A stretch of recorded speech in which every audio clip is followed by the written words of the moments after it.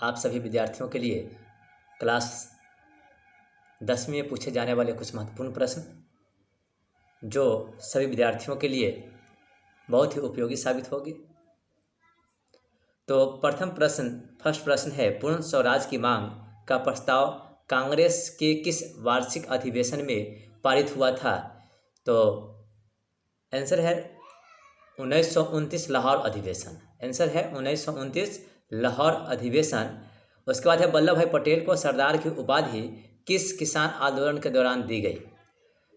Answer है बारडोली। भारत के लिए पहला फैक्ट्री एक्ट कब पारित हुआ?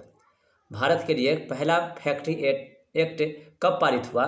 तो आंसर है 1881 ईस्वी में। यानी कि भारत में पहला फैक्ट्री एक्ट कब पारित हुआ? तो 1881 ईस्वी में। पूंजीपति वर्ग द्वारा किस वर्ग पर शोषण किया गया? पूंजीपति वर्ग द्वारा किस वर्ग पर शोषण किया गया? तो इसका आंसर है श्रमिक वर्ग। 2017 में पूछे गए प्रश्न है कि पूंजीपति वर्ग द्वारा किस वर्ग का शोषण हुआ? तो श्रमिक वर्ग।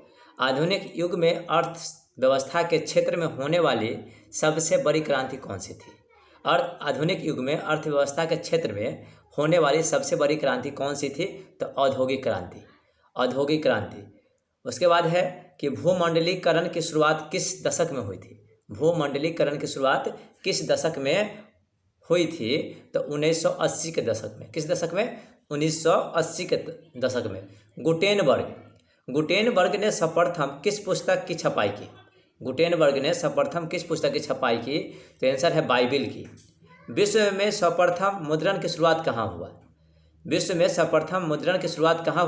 तो इसका आंसर है चीन। मेढक के प्रजनन प्रक्रिया को बाधित करने वाला रसायन कौन सा है? तो आंसर है एंड्रीन। बिहार में अति जल दोहन से भूमिगत जल में किस तत्व का संकेंद्रण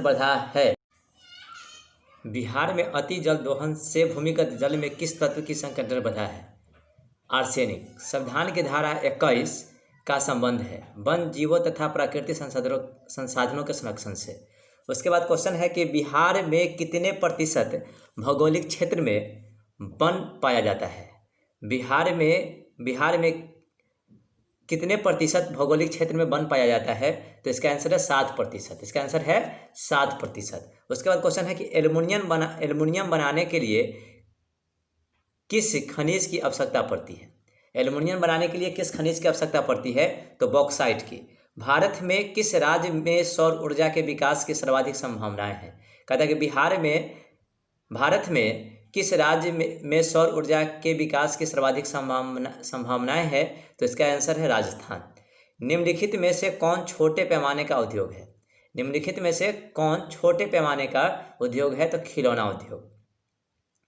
देश में कितने विशेष आर्थिक क्षेत्र विकसित हैं? तो आंसर है 7। आंसर कितना है? 7 क्षेत्र विकसित हैं। बिहार की सीमा में रेल मार्ग की कुल लंबाई कितनी है? कितनी है? तो आंसर है 6283 किलोमीटर। उसके बाद है कि तल चीह की सहायता से किसी स्थान विशेष की मापी गई ऊंचाई को क्या कहा जाता है? तो इसका आंसर है विशेष ऊंचाई। यानी तल चीह की सहायता से किसी स्थान विशेष की मापी गई ऊंचाई को क्या कहा जाता है? तो विशेष ऊंचाई। कहता है कि भारतीय संविधान के बारे में इनमें से कौन सा कथन सही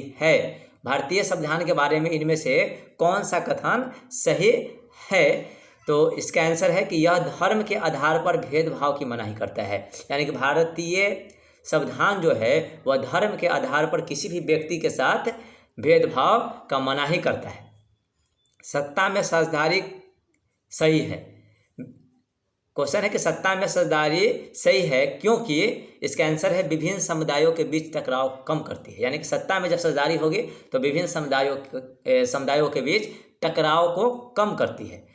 वर्ष 1975 भारतीय राजनीति में किस लिए जाना जाता है? वर्ष 1975 भारतीय राजनीति में किस लिए जाना जाता है? तो देश में आपातकाल लागू होने के लिए, यानी कि देश में आपातकाल जो लागू हुआ था उसके लिए 1975 की राजनीति जानी जाती है। बिहार में संपूर्ण क्रांति का नेतृत्व निम्नलिखित में से किसने किया था? बिहार में संपूर्ण क्रांति का नेतृत्व किसने किया था? तो इसका आंसर है जयप्रकाश नारायण। इसका आंसर है जयप्रकाश नारायण। नर्मदा घाटी परियोजना किस राज्य से संबंधित है? नर्मदा घाटी परियोजना किस राज्य से संबंधित है? गुजरात, महाराष्ट्र, मध्य प्रदेश। यानी तीनों राज्य से संबंधित है, गुजरात, महाराष्ट्र और मध्य प्रदेश। निम्नलिखित में से किसे लोकतंत्र का प्राण माना जाता है? निम्नलिखित में से यानी किसे लोकतंत्र का प्राण माना जाता है? तो इसका आंसर है राजनीतिक दल। उसके बाद है कि दल बदल कानून निम्नलिखित में से किस पर लागू होता है? दल बदल कानून किस पर लागू होता है? तो सांसद और विधायकों पर। आंसर क्या होगा? सांसद एवं विधायकों पर। जनता दल यूनाइटेड पार्टी का गठन कब हुआ था? जनता दल यूनाइटेड पार्टी का गठन कब हुआ था? तो 1999 ईस्वी में। 1999 ईस्वी में। निम्न में से कौन अर्थव्यवस्था के प्राथमिक क्षेत्र में सम्मिलित हैं? निम्न में से कौन अर्थव्यवस्था के प्राथमिक क्षेत्र में सम्मिलित हैं? तो कृषि क्षेत्र। कृषि क्षेत्र को प्राथमिक क्षेत्र कहा जाता है। जिस देश की प्रति व्यक्ति आय अधिक होती है वह देश क्या कहलाता है? जिस देश की प्रति व्यक्ति आय अधिक होती है वह देश क्या कहलाता है? तो वह विकसित देश कहलाता है। यानी जिस देश का प्रति व्यक्ति आय अधिक होगा वह देश विकसित देश कहलाएगा। भारत का केंद्रीय बैंक कौन सा है? वेरी इंपॉर्टेंट प्रश्न कि भारत का केंद्रीय बैंक कौन सा है? तो रिजर्व बैंक ऑफ इंडिया। व्यावसायिक बैंकों का सर्वप्रथम राष्ट्रीयकरण कब किया गया? व्यावसायिक बैंकों का राष्ट्रीयकरण कब किया गया? सर्वप्रथम कब किया गया? तो 1969 ईस्वी में। 1969 ईस्वी में। उसके बाद है ऊर्जा के मुख्य स्रोत क्या हैं? ऊर्जा के मुख्य स्रोत क्या होते हैं? तो इनमें से आंसर रहेगा इनमें से सभी। तो सभी देंगे यानी कि कोयला, पेट्रोलियम, विद्युत। अगर तीनों दिया रहे और ऑप्शन में 4 नंबर में इनमें से सभी है तो सभी मानेंगे। इनमें से कौन सी बहुराष्ट्रीय कंपनी है? तो यानी कि इनमें से कौन सी बहुराष्ट्रीय कंपनी है? तो आपके ऑप्शन में रहेगा Ford Motors, Samsung, Coca Cola. तो इनमें से सभी आंसर होगा। इनमें से सभी आंसर होगा। अगर इनमें से किसी एक का नाम दे और 3 अन्य नाम दे तो उसमें से सिर्फ एक का नाम होगा। यहाँ पे आंसर होगा इनमें से सभी, Ford Motors, Samsung, Coca Cola. उसके बाद है उपभोक्ता अधिकार दिवस कब मनाया जाता है? उपभोक्ता अधिकार दिवस कब मनाया जाता है? तो 15 मार्च को। कब? 15 मार्च को। यदि किसी वस्तु या सेवा का मूल्य 20 लाख से अधिक और 1 करोड़ से कम हो तो उपभोक्ता कहाँ शिकायत कर सकता है? यदि किसी वस्तु या सेवा का मूल्य 20 लाख से अधिक तथा 1 करोड़ से कम हो तो उपभोक्ता कहाँ पे शिकायत कर सकता है? तो इसका आंसर होगा राज्य आयोग के पास। किसके पास? राज्य आयोग के पास। उसके बाद है कि सुनामी का प्रमुख कारण क्या है? सुनामी का प्रमुख कारण क्या है? तो इसका आंसर है समुद्र में भूकंप का आना। इसका आंसर है समुद्र में भूकंप आना। उसके बाद है कि ब्रेस्ट लिटोवक्स की संधि किन देशों के बीच में हुई थी? तो आंसर है रूस और इटली। तो आज के लिए बस इतना ही प्रश्न, बहुत इंपॉर्टेंट प्रश्न सब है। अगले नेक्स्ट दिन आप लोग को इससे भी अच्छे प्रश्न दिए जाएंगे जो एग्ज़ाम में पूछे जाते हैं।